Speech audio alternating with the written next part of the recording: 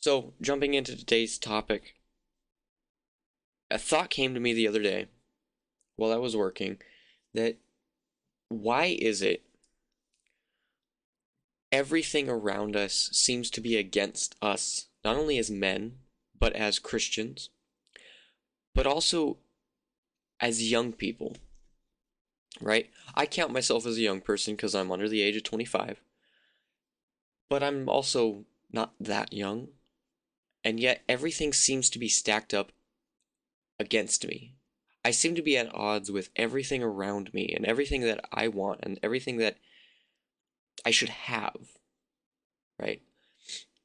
And starting off, there's this passage in John chapter 10, which I think really speaks to this feeling of, I don't know, discontent, dissatisfaction with just how the world is, but also this confusion regarding why we as people, we as good Christian men can't have anything. The passage is John chapter 10, verse 10. The thief comes only to steal, kill, and destroy. I come that they may have life and have it abundantly. So that first part, that thief is the devil. And we know this because that's his entire job. That's his whole personality wrapped up in stealing, killing, and destroying.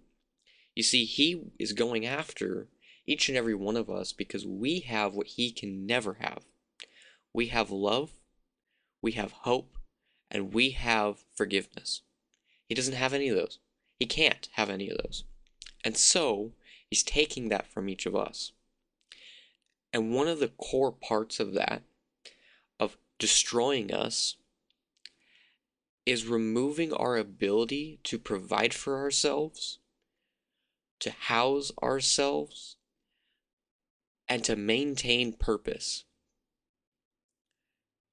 Providing is the most critical part to being a man.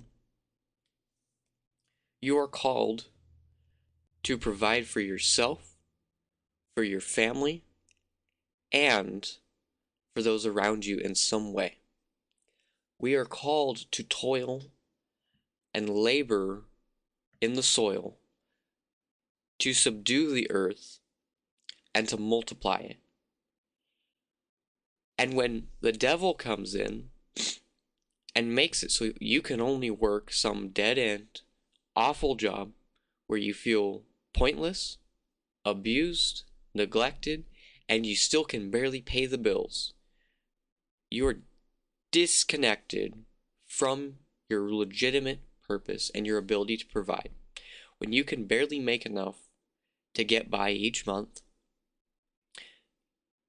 it destroys all ability and all hope in having a family and buying your own house, right?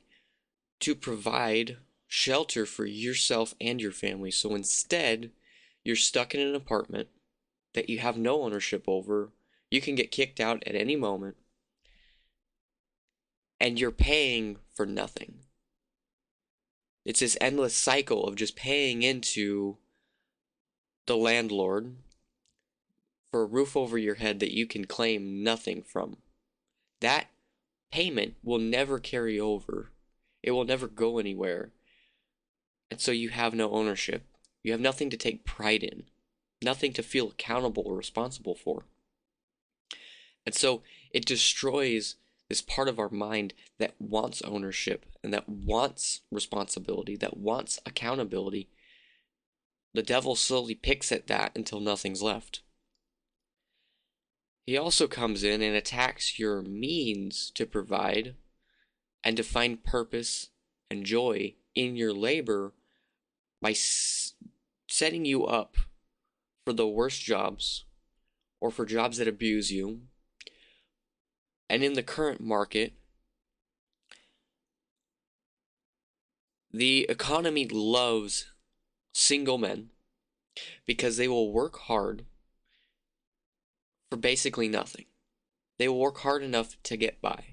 But because they've lost purpose and they've lost all hope, they won't really go above and beyond. So they'll sit at that bracket where they're making 18 bucks an hour, right?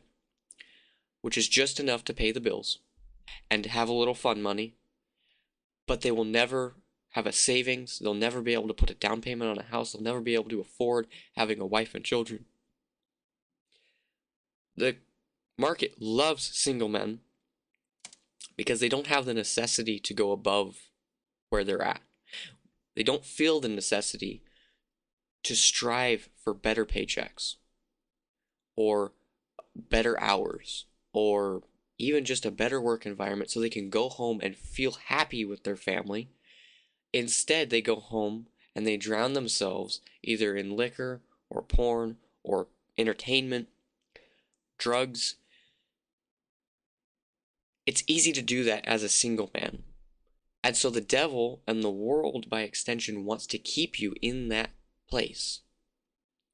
And it's really hard to break out of that. It wasn't until I started dating my wife that I saw the need to get out of that.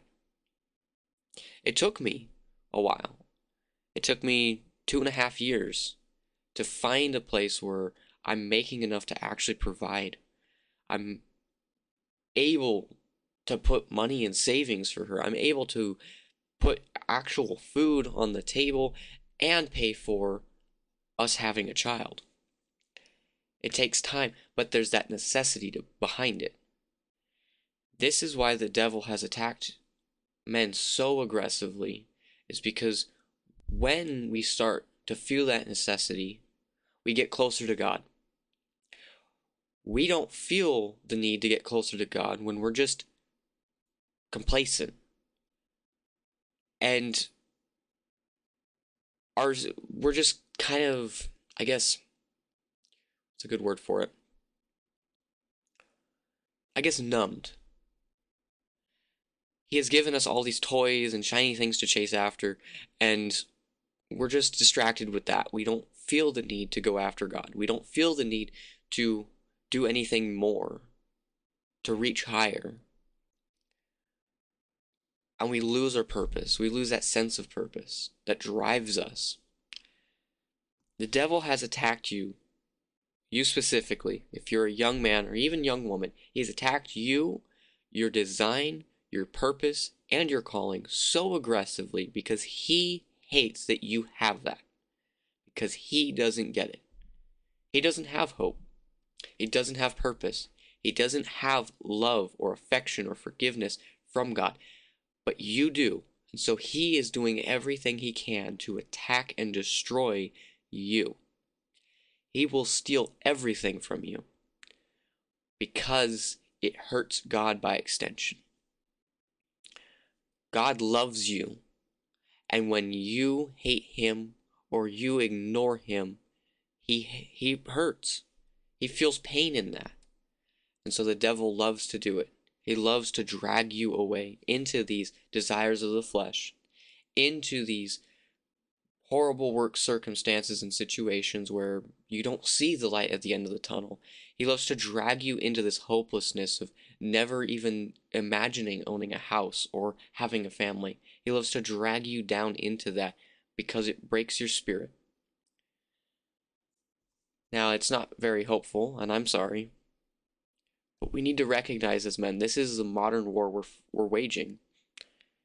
It isn't about just guns and tanks or swords and shields. It's a spiritual battle against the flesh, the world, and the devil.